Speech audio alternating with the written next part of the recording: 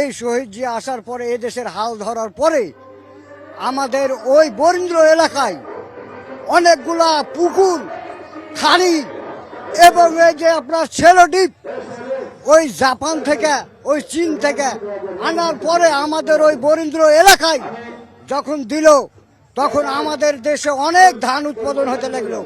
ওই থেকে আমরা সুখী। তাছাড়া অনেকে না খায় মারা যেতাম, এরকম একটা পরিস্থিতিতে ছিলাম। তাই এই শহীদ জিয়াকে আমার জীবন থেকে আমরা ভুলতে আর পারি না, বুঝতে পারি না। এই কারণে পাগলের মতো ছুটে আসি, যেখানে শুনি শহীদ জিয়ার মিটিং বা জাতীয়বাদী বিএনপির মিটিং, সেখানে ছুটে যাই। এই হলো আমার কথা। আমি খুব ভালোবাসি প্রাণে, আমার জীবনের, আমার কলিজার থেকে আমি এই বিএনপিকে ভালোবাসি। কারণ হচ্ছে আমরা এমন এক সময় খেতে পেতাম না, এই বরেন্দ্র এলাকায় ধান মারা যেত।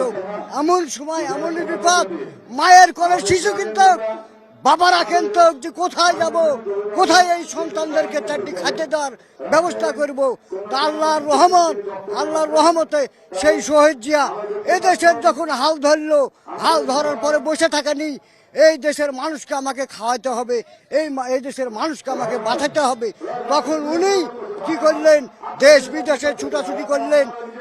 দেশ বিদেশে যাওয়ার পরে অনেক দেশ থেকে আমাদের জন্য সাহায্য নিয়েছিল, আমরা জানি। এমনকি গম চাউল এইসব সাহায্য খাই আমরা বাঁচেছিলাম। আমি সরাসরি দেখেছি, আমাদের গোদা গাড়িতে আসছিল নিজে, আর কি নিজে হাতে সেই কুদাল দিয়া মাটি কাটতে আমি নিজের হাতে দেখেছি।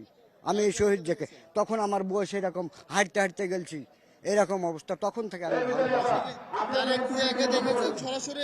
তারেক জিয়াকে আমি সরাসরি দেখিনি। এই কারণে আমি সকালবেলা পাগলের মতো ছুটে এসেছি, দেখি আমার সেই শহীদ জিয়ার সন্তানকে দেখার জন্য আমি এসেছি।